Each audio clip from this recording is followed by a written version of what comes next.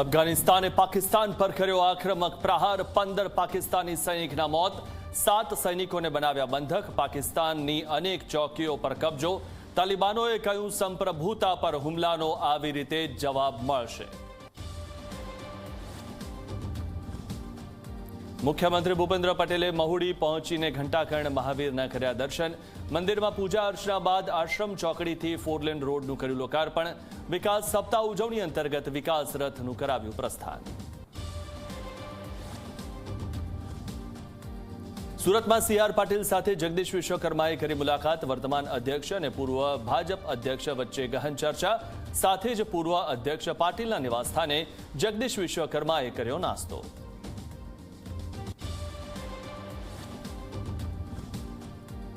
દિવાળીના તહેવારમાં વતન માટે હજારો પરપ્રાંતિયો જઈ રહ્યા છે, ત્યારે સુરત રેલવે સ્ટેશન પર જોવા મળી મુસાફરોની 1 કિલોમીટર લાંબી લાઇન, યુપી બિહાર જતી તમામ ટ્રેનો હાઉસફુલ, ટ્રેનોની સંખ્યા વધારવાની લોકોની માંગ।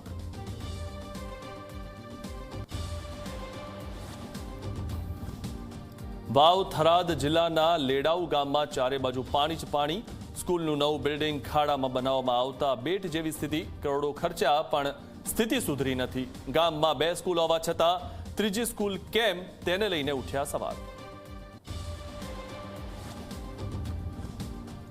દિવાળી સમયે રાજ્યમાં માવઠું પડવાની અંબાલાલ પટેલની આગાહી, 18 થી 21 તારીખ દરમિયાન પડી શકે છે વરસાદ, વાતાવરણમાં પલટા સાથે નવા વર્ષની શરૂઆત થવાની આગાહી।